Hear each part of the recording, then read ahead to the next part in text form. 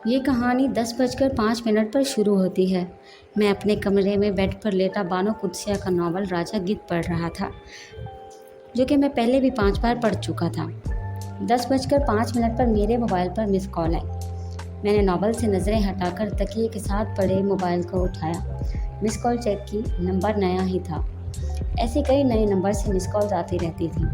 मैं ऐसे miss calls का जवाब कम ही देता था, लेकिन इस नंबर में पता नहीं क्या था कि मैंने इस नंबर पर कॉल कर दी। तीसरी बेल पर कॉल अटेंड हुई। मेरे बोलने से पहले ही दूसरी तरफ से नस्वानी आवाज़ में पूछा गया, कौन? मैंने कहा, आप कौन हैं? फ़ोन आपका आया है, दूसरी तरफ से कहा गया। फ़ोन करने की गलती तो वाकई मैंने की है, लेकिन आपकी मिस कॉल पहले आई है, वरना मुझे क्या ज़रूरत थी आपको कॉल करने की। मुझे गलती से आपका नंबर मिल गया होगा, सॉरी। इसने अभी सॉरी मुकम्मल भी ना कहा था, मैंने कॉल काट दी। मोबाइल तकिए के साथ रख कर दोबारा नावल पढ़ने लगा। अभी मैंने नावल के 2-3 सफ़े ही पढ़े थे, मोबाइल की बेल फिर बज उठी। मैंने मोबाइल उठाया, स्क्रीन पर वही नंबर था। मैंने अटेंड करते ही पूछा, अब क्या मसला है? मैंने इसलिए फ़ोन किया है कि मैं सॉरी कर रही थी, लेकिन फ़ोन बंद हो गया। मैं दोबारा सॉरी कर रही हूँ। मैंने पूछा, आपने मेरा नंबर कहाँ से लिया है? सच सच बताना। वो बोली, कुछ दिन पहले हम साया के घर से एक फटा पुराना रसाला लाई थी। इस पुराने और फटे हुए रसाले पर एक मोहर लगी हुई थी। इस मोहर के नीचे ये नंबर लिखा हुआ था। मैंने सोचा, इतने पुराने और फटे हुए रसाले पर मोहर लगी, नंबर जो मौजूद है वो बंद होगा या खुला होगा। बस ऐसे ही नंबर मिलाया। आगे जब बेल गई तो मुझे अजीब सा लगा और मैंने फ़ोन बंद कर दिया। मैंने पूछा, बुक स्टॉल का क्या नाम लिखा हुआ है? मेरे सवाल के जवाब में इसने मेरे बुक स्टॉल का नाम बताया तो मुझे इसकी सच्चाई पर थोड़ा सा यकीन आ गया। आप कहाँ से बात कर रही हैं?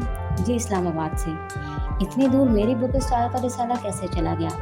आप यकीनन झूठ बोल रही हैं। वो मुझे यकीन दिलाने वाले अंदाज से बोली, कसम से मैं सच बोल रही हूँ। जिनके घर से मैं रिसाला लाई हूँ वो कसूर की हैं और उनकी यहाँ शादी हुई थी। इनका मैका शहर कसूर है।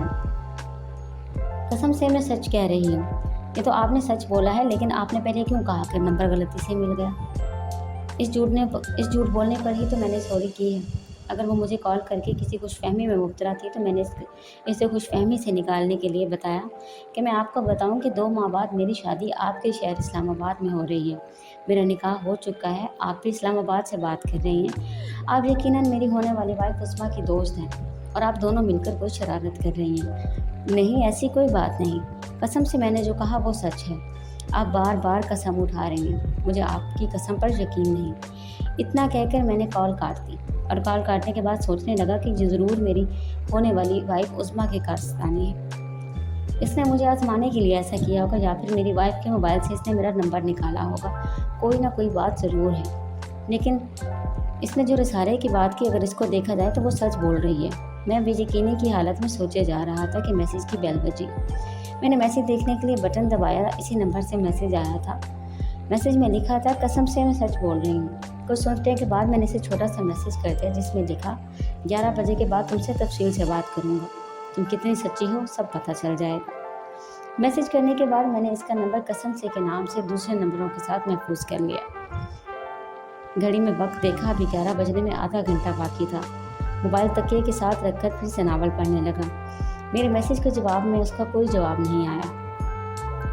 11 बजे तक मैं नावल पढ़ता रहा। 11:05 पर मैंने मोबाइल उठाया और इसका नंबर ज़हन नशीन करके पैकेज वाली दूसरी सिम मोबाइल में डाली। इसमें कसम से के नाम से नंबर महफूज करने के बाद मैंने इसे कॉल कर दी।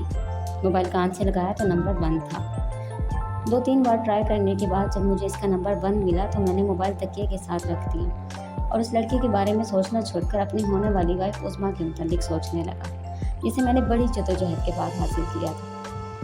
वो इस वक्त मुझे कुछ ज़्यादा ही याद आ रही थी। मैंने इसे 2 बजे कॉल करनी थी। मैंने 2 बजे का अलार्म लगाया और सोने के लिए आंखें बंद कर ली। चंद मिनटों के बाद मैं नींद की गहरी वादियों में उतर गया। अगले दिन मैं रात वाली लड़की को फरामोश कर चुका था। बुक स्टॉल पर आते ही मैंने खुद को मसरूफ़ कर लिया था। इस लड़की का ख्याल मेरे दिल से निकल चुका था। रात अपनी होने वाली वाइफ उस्मा मंसूर से मेरी 2 घंटे बात हुई। मैंने बातों ही बातों में इससे उस लड़की का भी जिक्र किया था। मेरी वाइफ उस्मा ने इससे बिल्कुल लाताल्लुकी का इजहार किया।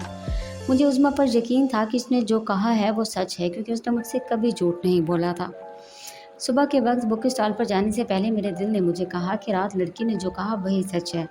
उज़्मा को क्या ज़रूरत है अपने किसी दोस्त के ज़रिए मुझे आज़माने की। मेरा ज़हन गुडमुड सा हो गया था। बुक स्टॉल पर मेरा तमाम दिन काफ़ी मसरूफ़ियत में गुजरा था। मेरा ये काम बहुत अच्छा जा रहा था, मैं इस काम पर बहुत खुश था। मैं शाम के वक्त खुश खुश घर आया था, घर में तनहा ही रहता था। मेरी उम्र 16 साल थी जब मेरा बाप मरा। इस वक्त मैंने मैट्रिक का इम्तिहान दिया हुआ था कि बाप का साया सर से उठ गया। बाप का साया सर से उठा तो मैंने बाप का बनाया हुआ बुक स्टॉल संभाल लिया और आगे पढ़ने का इरादा तर्क कर दिया।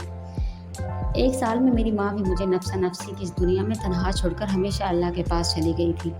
माँ के चले जाने के बाद मैं घर में बिल्कुल अकेला रह गया था। उज़्मा से मुझे कब और कैसे मोहब्बत हुई वो एक अलग और तवील कहानी है।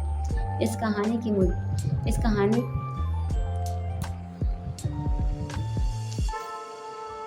कहानी का मौजूदा कहानी के साथ ज़्यादा ताल्लुक़ नहीं। अगर ज़्यादा होता तो इसे भी तफसील से बयान करना पड़ता। उस्मा की मोहब्बत की सच्चाई ने मुझे बहुत मुतासिर किया हुआ था। इसकी मोहब्बत की सच्चाई ने मुझे अपना दीवाना किया हुआ था। वो भी मुझसे बहुत मोहब्बत करते थे। हम दोनों का निकाह हो चुका था। 2 माह बाद हमारी शादी होने वाली थी। हम दोनों अपनी शादी का बड़ी बेचैनी से इंतज़ार कर रहे थे। ये तो मैंने आपको उज़्मा और अपने बारे में कुछ बताया है। अब मैं कहानी को वहीं से शुरू करता हूँ जहाँ छोड़ी थी। यानी कि मैं शाम के वक्त बुक स्टॉल से अपने घर आया था। कमरे में आकर अभी जूती उतार कर बेड पर बैठा ही था कि मोबाइल की बेल बज उठी। मैंने जेब से मोबाइल निकाला, स्क्रीन पर कसम से के नंबर से कॉल की। इस नंबर को तो मैंने ध्यान से निकालने का सोच लिया था, लेकिन फिर इसके नंबर से फ़ोन आ गया। मैंने कॉल अटेंड की और बेजारी से बोला, जी फरमाइए। वो उदास लहजे में बोली, जी मैं 11 बजे आपके फ़ोन का इंतज़ार कर रही थी, आपने फ़ोन ही नहीं किया। मैं इसकी गलत बयानी पर गुस्से से बोला, 11 बजे आपका नंबर बंद था। मेरा नंबर कहाँ बंद था? रात 11 बजे आपका नंबर बंद नहीं था। रात? जी रात को तो मैंने नंबर बंद कर दिया था। मैं दिन 11 बजे की बात कर रही हूँ। आपने मैसेज किया था कि 11 बजे के बाद बात होगी। मैं तंजिया लहजे में बोला था, आपका कोई हाल नहीं, मैंने रात 11 बजे की बात की थी। मुझे तो दिन की 11 बजे की समझ आई थी। फिर आप मुझसे बात कर लें, आज मेरा नंबर बंद नहीं होगा। ठीक है, 11 बजे तफसील से बात होगी। इतना कहने के बाद मैंने बटन दबाकर कॉल बंद की थी।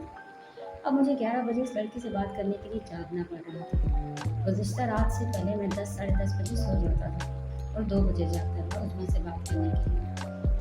अब मैंने 11 बजे तक नावल से ही दिल बहलाना था।